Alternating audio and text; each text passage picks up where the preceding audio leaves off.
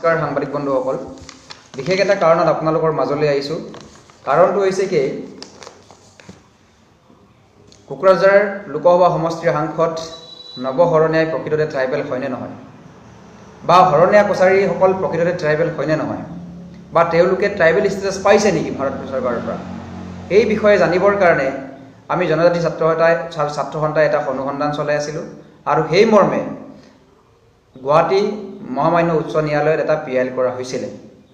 এই PILৰ ৰায়দান যোৱা 1 মাৰ্চ 2023 তাৰিখে মহামান্য গুৱাহাটী উচ্চ ন্যায়ালয়ে ৰায়দান দিছে। এই ৰায়দানত স্পষ্টকৈ উল্লেখ কৰা হৈছে যে শৰণীয়া কছাৰীসকল আজিলৈকে কেতিয়াও ট্ৰাইবেল ষ্টেটাছ পোৱা নাই বা তেওঁলোকে ট্ৰাইবেল নহয়। গতিকে এটা কথা যে শৰণীয়া কছাৰীসকল যদি ট্ৰাইবেলেই পোৱা নাই বা ট্ৰাইবেল ষ্টেটাছে যদি পোৱা নাই, তেতিয়াহ'লে শৰণীয়াক সেই নৱ শৰণীয়াই যিগৰাকী ব্যক্তিয়ে সদায় জনজাতিসকলৰ কাৰণে জনজাতিসকলক বিৰুদ্ধাচৰণ কৰি আহে, সদায় জনজাতি বিৰোধী কাৰ্যকলাপত লিপ্ত হৈ থাকে, সদায় সহজনজাতিসকলৰ লগত মিলি জনজাতিসকলক নিষেধ কৰা এটা পৰিকল্পনা ৰচনা কৰা এই নৱ শৰণীয়াই কেনেকৈ তেওঁ ট্ৰাইবেল সংৰক্ষিত জনজাতিসকলৰ কাৰণে থকা সংৰক্ষিত যিটো কোকৰাঝাৰ লোকসভা সমষ্টিৰ পৰা তেওঁ MP ইলেকশ্যন খেলি তেওঁ দুবাৰৰ কাৰণে নিৰ্বাচিত হ'ল। ইয়াত তেওঁ ক'ৰ পৰা তেওঁ জনজাতি প্ৰমাণ পত্ৰ ভুৱাকৈ উলিয়ালে, সেই কথাত আমাক প্ৰথমতে লাগিব। এটা কথা ক'ব লাগিব যে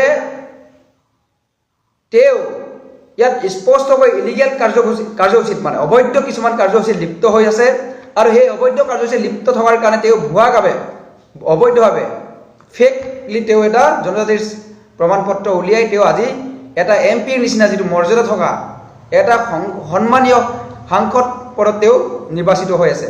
গতিকে মই আজি এই আপোনালোকৰ সংবাদ মাধ্যমৰ জৰিয়তে অসম চৰকাৰ তথা ভাৰত চৰকাৰলৈকে এটা আহ্বান জনাব বিচাৰিছোঁ, অতি সোনকালে যিগৰাকী ব্যক্তি জনজাতিসকলৰ বিৰুদ্ধে লাগি থকা যিগৰাকী ব্যক্তিয়ে জনজাতিসকলক নিষেধ কৰিবৰ কাৰণে এটা ষড়যন্ত্ৰ ৰচনা কৰি থাকে, সেইগৰাকী ব্যক্তি নৱ শৰণীয়াক অতি সোনকালে ক্ৰিমিনেল প্ৰচিডিঅ'ৰ তেওঁৰ ওপৰত এটা ইছ্যু কৰি, যিহেতু তেওঁ ভুৱাকৈ তেওঁ এটা ভাৰত চৰকাৰৰ যিটো সংবিধান, ভাৰতৰ যিটো সংবিধান, সেই সংবিধানখনক এটা অৱমাননা কৰি তেওঁ এটা জনজাতিসকলৰ বাবে থকা সংৰক্ষিত পদত তেওঁ এটা নিৰ্বাচিত হৈ আজি MP হৈ আছে। এনেকুৱা কিছুমান ব্যক্তি, যিগৰাকী ব্যক্তিয়ে অবৈধভাৱে জনজাতি প্ৰমাণ পত্ৰ উলিয়াই তেওঁ এটা হোৱাক, গতিকে তেওঁ এটা সম্পূৰ্ণ এটা ক্ৰিমিনেল হয়। গতিকে তেওঁ ক্ৰিমিনেল প্ৰচিডিঅ'ত তেওঁ অতি সোনকালে এৰেষ্ট কৰিবৰ কাৰণে আমি আহ্বান জনাইছোঁ। আৰু ইয়াৰে এটা কথা ক'ব লাগিব যে এতিয়া তেওঁ আচল কথাটো হ'ল কি, তেওঁ প্ৰকৃততে তেওঁ ট্ৰাইবেল চাৰ্টিফিকেট ক'ত পালে?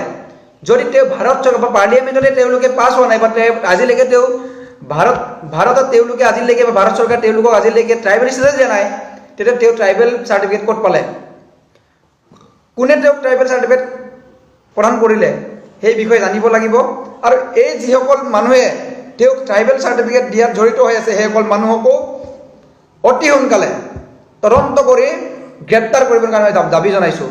হয় দাদা, কিন্তু অসমৰ ৰাজপথ কিন্তু কোকৰাঝাৰ অন্যান্য সমগ্ৰ আমাৰ জনজাতি অধ্যুষিত অঞ্চলসমূহৰ এটা অসমৰ ৰাজপথ বা অসমৰ জনজাতীয় অধ্যুষিত অঞ্চলসমূহৰ এটা উত্তপ্ত পৰিস্থিতিৰ সৃষ্টি হ'ব, এইটো স্পষ্ট আমি কৈ দিছোঁ।